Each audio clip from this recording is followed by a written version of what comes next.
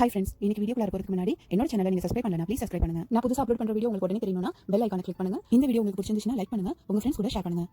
Hi friends, இன்றைக்கி நம்ம வீடியோவில் பார்க்க போகிறது நான் வந்துட்டு கோகுலாஷ்டமிக்கு சிம்பிளாக எப்படி ப்ரிப்பரேஷன் பண்ணுவேன் அப்படின்ற மெத்தடை உங்கள் கூட நான் ஷேர் பண்ணிக்க போகிறேன். ஸோ பாரம்பரிய முறைப்படி நிறைய பேர் வந்துட்டு நிறைய பொருட்கள்லாம் வச்சு அழகாக வந்துட்டு கிருஷ்ண ஜெயந்தி எல்லாம் செலிப்ரேட் பண்ணுவாங்க. ஸோ அவ்வளோ பொருட்கள் வச்சு நம்மளால் செலிப்ரேட் பண்ண முடியலனாலும் நமக்கு தெரிஞ்ச நம்மளால் முடிஞ்ச விஷயங்களை செஞ்சு நம்ம கண்ணனை நம்ம எப்படி வீட்டுக்கு கூப்பிடணுங்கிறது தான் நான் இதில் சொல்ல போகிறேன். குழந்தை இல்லாதவங்க சீக்கிரமாக குழந்தை பாக்கியம் கிடைக்கணும் அப்படின்றதுக்காக இந்த கிருஷ்ண ஜெயந்தி விரதம் இருக்கலாம். ஆல்ரெடி குழந்தை இருக்கிறவங்க அன்னைக்கு ஆண் குழந்தைங்களுக்கு கண்ணன் இல்லைன்னா பலராமன் மாதிரி வேடமிடலாம், இல்லைன்னா பெண் குழந்தைங்களுக்கு ராதை மாதிரி வேடமிட்டு கண்ணனை வழிபட்டு வந்தால் கண்ணனோட முழு ஆசீர்வாதமாக அந்த குழந்தைங்களுக்கு கிடைக்கும். இப்போ நம்ம ஃபர்ஸ்ட் இதில் என்ன பண்ண போகிறோம்னா கிருஷ்ணரோட பாதத்தை வந்து எப்படி வரையலாம் அப்படின்றது தான் பார்க்க போகிறோம். ஸோ மாக்கோலம் மூலியமாக வந்துட்டு நம்ம கிருஷ்ணரோட பாதம் வரைஞ்சி கிருஷ்ணரை நம்ம வீட்டுக்குள்ளார அழைச்சிட்டு வர போகிறோம். இதை நான் 2 மெத்தடில் உங்களுக்கு செஞ்சு காட்ட போகிறேன். ஒன்று வந்து பார்த்திங்கன்னா நம்ம ரெகுலராக பண்ணுற பேசிக்கான மெத்தட், இன்னொன்று ரொம்பவே ஈஸியான சிம்பிளஸ்ட் மெத்தடு. ஸோ நம்ம ரெகுலர் மெத்தடில் பண்ணுறதுக்கு முதல்ல வந்துட்டு நம்ம கொஞ்சமாக அரிசி எடுத்து ஊற வச்சுக்கணும். பச்சரிசி தான் இதுக்கு நம்ம யூஸ் பண்ணுவோம். ஸோ பச்சரிசியை நல்லா ஊற வச்சுட்டு ஒரு குறைஞ்சபட்சம் ஒரு 2 மணி நேரம் ஊற வச்சுக்கோங்க. அதுக்கப்புறம் அது தண்ணி இல்லாமல் எடுத்துகிட்டு முதல்ல நல்லா அரைச்சி எடுத்துக்கோங்க. ஸோ ஃபஸ்ட்டு வந்துட்டு அதை நல்லா அரைச்சி எடுத்துகிட்டு மறுபடியும் நமக்கு தேவையான அளவுக்கு கொஞ்சமாக தண்ணி ஊற்றி அரைச்சிக்கோங்க. ரொம்ப தண்ணி ஊற்ற வேணாம், கொஞ்சமாக ஊற்றி அரைச்சிங்கனாவே போதும். ஸோ இதை நல்லா வந்துட்டு மாவு மாதிரி நம்ம அரைச்சி எடுத்தாச்சு. இப்போ இதை நம்ம ஒரு பாத்திரத்தில் ஊற்றி வச்சிடலாம். அரைச்ச மிக்சியில் கொஞ்சமாக தண்ணி ஊற்றிக்கோங்க. ரொம்ப தண்ணி ஊற்றி நீங்கள் மிக்ஸ் பண்ணிட வேணாம், கொஞ்சமாக தண்ணி ஊற்றினாவே போதும். அதுக்கப்புறம் இன்னொரு பவுலில் நம்ம என்ன பண்ண போகிறோம்னா நார்மலாக நம்ம கடையில் வாங்கின ரைஸ் ஃப்ளோர் இல்லைன்னா உங்கள்கிட்ட வீட்டில் இருந்துச்சுன்னா அந்த அரிசி மாவு கூட நீங்கள் போட்டுக்கலாம். இதில் வந்துட்டு நம்ம கொஞ்சமாக தண்ணி ஊற்றி கரைச்சிக்க போகிறோம். ரொம்ப தண்ணி ஊற்றிட வேணாம், ரொம்ப தண்ணியாகவும் இல்லாமல் ரொம்ப திக்காகவும் இல்லாமல் கொஞ்சம் மீடியமான ஒரு கன்சிஸ்டன்சியில் இதை கரைச்சி வச்சுக்கோங்க. இப்போ பார்த்தீங்கன்னா இப்போ நம்ம அரைச்சி செஞ்ச ஒரு மெத்தட் இருக்குது, இன்னொரு மெத்தட் பார்த்தீங்கன்னா நம்ம நார்மலான அரிசி மாவில் கரைச்சி வச்சுருக்குது. இந்த 2 மெத்தட்லேயுமே பார்த்தீங்கன்னா நம்மளால் மாக்கோலம் போட முடியும். இப்போ வந்து ஃபஸ்ட்டு நமக்கு துணி இல்லைன்னா வந்துட்டு பேப்பர் டவல் வேணும். ஸோ அதை வச்சு தான் நம்ம போட போகிறோம். நான் பேப்பர் டவல் என்கிட்ட இருக்குது, அதை யூஸ் பண்ணிக்கிறேன். நீங்கள் துணி வந்து நல்ல சுத்தமான நல்ல துணியாக வந்துட்டு எடுத்து யூஸ் பண்ணிக்கலாம். ஸோ சின்னோண்டு பீஸ் இருந்தாவே போதும். இப்போ வந்துட்டு நான் ஃபஸ்ட்டு இந்த மாக்கோலம் வந்து எப்படி போடணுங்கிற நான் மெத்தட் உங்களுக்கு காமிச்சிடுறேன். நம்மளோட மோதிர விரல் இருக்குல்ல, அது வழியாக தான் நம்ம வந்துட்டு இந்த மாவு தரையில் படுற மாதிரி பண்ண போகிறோம். நம்ம கட்டை விரலால் அந்த துணியை வந்து நம்ம அழுத்தம் கொடுக்கும் போது அதில் இருக்கிற தண்ணி வந்துட்டு நம்மளோட மோதிர விரல் வழியாக வந்துட்டு வெளில வரும். ஸோ இந்த மாதிரி தான் நம்ம மாக்கோலம் போடுவோம். ஸோ இப்போ பார்த்திங்கன்னா அந்த விரல் வழியாக தான் நமக்கு மாவு வருது. அதே மாதிரி வந்து பார்த்திங்கன்னா நம்ம நார்மலாக கரைச்சி வச்ச மாவுலேயுமே நான் உங்களுக்கு போட்டு காமிக்கிறேன்.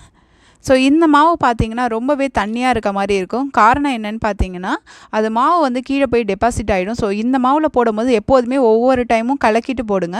இப்போ பார்த்தீங்கன்னா கிட்டத்தட்ட இதே மாதிரியே இந்த மாவுமே வந்திருக்கு பாருங்கள். ஸோ வந்துட்டு 2 மெத்தடில் போட்டாலுமே நல்லாயிருக்கும். ஆனால் யூஸ்வலாக நம்ம ட்ரெடிஷ்னல் மெத்தடில் போடும்போது ரொம்ப ஈஸியாக இருக்கும், நல்லாவும் வரும் கோலம். ஸோ உங்களுக்கு இந்த மெத்தடில் வந்துட்டு எப்படி போடுறதுங்கிறத நல்லாவே டீட்டெயிலாக உங்களுக்கு காமிக்கிறேன். ஸோ நான் சொன்ன மாதிரி உங்களோட மோதிர விரல் தான் வந்து தரையில் படணும். உங்களோட கட்டை விரல் வந்து பார்த்திங்கன்னா அந்த துணியை வந்து அழுத்தம் கொடுக்கணும். ஸோ இப்படி தான் வந்துட்டு நம்ம கையை வச்சுக்கணும். இந்த மாதிரி விரல் வச்சுருக்கும் போது மட்டும்தான் நமக்கு வந்துட்டு கரெக்டாக ஒரு லைனாக வந்துட்டு நமக்கு கோலம் வரும். இந்த மெத்தடை யூஸ் பண்ணி நம்ம எல்லா விதமான மாக்கோலமும் போட முடியும். இந்த இதுக்கு மட்டும் கிடையாது, நம்ம எல்லா ஃபெஸ்டிவலுக்குமே மாக்கோலம் போட்டால் ரொம்பவே சிறப்பாக இருக்கும். இது வந்து பார்த்திங்கன்னா நான் போன வருஷம் பொங்கலுக்கு போட்ட மாக்கோலம். இப்போ வந்து பார்த்திங்கன்னா நம்ம கிருஷ்ணரோட பாதம் எப்படி போடலாம் அப்படின்ற மெத்தட் காமிக்கிறேன். நான் உங்களுக்கு ஒரு 3 விதமாக வந்துட்டு கிருஷ்ணர் பாதம் எப்படி போடலாம் அப்படின்றத சொல்கிறேன். ஸோ இது ஃபஸ்ட்டு மெத்தடு வந்து பார்த்திங்கன்னா ஒரு 8 மாதிரி நம்ம 8 நம்பர் போடுற மாதிரி போட்டு அப்புறம் பாதம் போடுறது. பாருங்கள், கீழே வந்து சர்க்கிளாக போட்டு மேலே வந்துட்டு நம்ம முக்கோணத்தை தலைகீழாக போடுற மாதிரி போட்டுக்கணும். அதுக்கப்புறம் நம்ம நார்மல் கால் வந்துட்டு எப்படி கட்டை விரல் வந்துட்டு ஒரு பக்கம் இந்த மாதிரி இருக்கும், இன்னொரு பக்கம் ஆப்போசிட்டாக இருக்குமோ அந்த மாதிரி வச்சு நம்ம செய்யணும். நெக்ஸ்ட்டு மெத்தட் வந்து பார்த்திங்கன்னா நம்ம பாதம் வரைகிற மாதிரியே வரைகிறது. ஸோ வந்து பார்த்திங்கன்னா இதில் நம்ம குழந்தையோட பாதம் எப்படி இருக்குமோ அந்த மாதிரி தான் போட போகிறோம். இப்போ வந்துட்டு நம்ம ஷேப் வரைஞ்சிட்டு பாதத்தோட ஷேப் வரைஞ்சிட்டு அதுக்கப்புறம் வந்துட்டு நம்ம விரல்களோட ஷேப்பை வந்து வரைஞ்சிக்கலாம். ஸோ இந்த மெத்தட் வந்து பார்த்திங்கன்னா ரொம்பவே அழகாக இருக்கும், பார்க்கவும் ரொம்பவே அழகாக இருக்கும். இந்த 2 மெத்தட்லையுமே நீங்கள் வந்துட்டு போடலாம். ஸோ இந்த 2 மெத்தடு கஷ்டமாக இருக்கிறவங்களுக்கு நான் 3ஆவதாக ஒரு மெத்தட் காமிக்கிறேன். இது என்னென்னு பார்த்தீங்கன்னா, நீங்கள் மாக்கோலம் போடுற மாதிரி போடாமல் உங்களோட நார்மல் கையை வச்சே நீங்கள் வந்து வரைய முடியும். நீங்கள் துணி எதுவுமே யூஸ் பண்ணாமல் உங்களோட கைவிரல் வச்சே நீங்கள் அதை செய்ய முடியும். முதல்ல கையை நல்லா மூடிட்டு இந்த மாதிரி ப்ரெஸ் பண்ணிக்கோங்க. ஸோ இப்போ பார்த்தீங்கன்னா கிட்டத்தட்ட உங்களுக்கு காலோட ஷேப் மாதிரியே உங்களுக்கு கிடச்சிடும். அதுக்கப்புறம் உங்களோட விரலாலே நீங்கள் வந்து விரல் மாதிரி வந்து புள்ளி வச்சிடுங்க. ஸோ இந்த மெத்தட் வந்து பார்த்தீங்கன்னா ரொம்பவே ஈஸி. உங்களுக்கு வந்து துணி எதுவும் இல்லாமல் நீங்கள் கையாலே வரைய முடியும். இந்த 3 மெத்தடுமே வந்து பார்த்தீங்கன்னா குழந்தைக்காக வேண்டி விரதம் இருக்கவங்களோ இல்லை ரொம்ப பெரிய பசங்க இருக்கிறவங்க இந்த மெத்தட் யூஸ் பண்ணிக்கலாம். சின்ன குழந்தைங்க இருக்கிறவங்க இல்லை சின்ன பசங்க இருக்கிறவங்க அந்த குழந்தையோட கால் பாதத்திலே வந்துட்டு அச்சு வச்சு அவங்க போட்டுக்கலாம். ஸோ அந்த குழந்தைய வந்து பார்த்திங்கன்னா இந்த மாவு மேலே காலை வச்சு நடக்க சொன்னாலே அவங்க பாதமே வந்துட்டு ரொம்ப அழகாக இருக்கும். அதை வச்சு நம்ம வந்து கிருஷ்ணர் பாதம் வந்து வரைஞ்சிட முடியும். ஸோ இந்த மெத்தட் வந்து பார்த்திங்கன்னா குழந்தைக்காக வேண்டி விரதம் இருக்கிறவங்க, அதுக்கப்புறம் ரொம்ப பெரிய பசங்க இருக்கிறவங்களுக்கு இந்த மெத்தட் வந்து யூஸ் பண்ணிக்கலாம். பாதம் வரைஞ்சதுக்கு அப்புறமா கடைசியாக நம்ம குங்குமம் பூ 2மே வந்துட்டு அந்த பாதத்தில் வைக்கலாம். நெக்ஸ்ட்டு வந்து பார்த்தீங்கன்னா கிருஷ்ணருக்கு என்னென்ன உணவு வகையை வச்சு நம்ம படைக்கலாம் அப்படிங்கிற லிஸ்ட் தான் நான் சொல்ல போகிறேன். இந்த லிஸ்ட்டில் இருக்கிற பொருள்லாம் வச்சு நம்ம படைக்கலாம். இந்த லிஸ்ட்டில் இருக்கிற எல்லா பொருளுமே நீங்கள் வைக்கணும்னு அவசியம் கிடையாது. இதில் இருக்கிற முக்கியமான சில பொருட்களை மட்டும் நம்ம வைக்கலாம். உதாரணத்துக்கு பார்த்தீங்கன்னா கிருஷ்ணருக்கு ரொம்பவே பிடிச்ச வெண்ணெய், பால், தயிர் இதை வந்துட்டு நீங்கள் விட்டுற வேணாம். ஸோ முடிஞ்ச வரைக்கும் அதை கண்டிப்பாக வைங்க.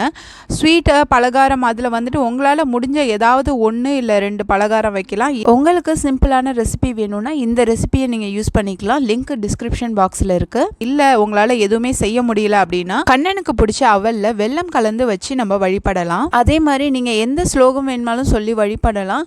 நான் வந்துட்டு உங்களுக்கு ஒரு ஸ்லோகம் சொல்லியிருக்கேன். இது வந்து பார்த்தீங்கன்னா குழந்தைக்காக வேண்டவங்களுக்கான ஸ்பெஷலான ஒரு ஸ்லோகம் தான். இதை வந்துட்டு நீங்கள் 24 இல்லை 54 இல்லை 108 தடவை வந்து சொல்லி வழிபடலாம். ஸோ இதுதான் செய்யணும் அதுதான் செய்யணும் அப்படின்றத தாண்டி உங்களால் முடிஞ்ச விஷயத்த மனசார நீங்கள் செஞ்சீங்கன்னா கண்டிப்பாக கண்ணனோட ஆசீர்வாதம் உங்களுக்கு கிடைக்கும்.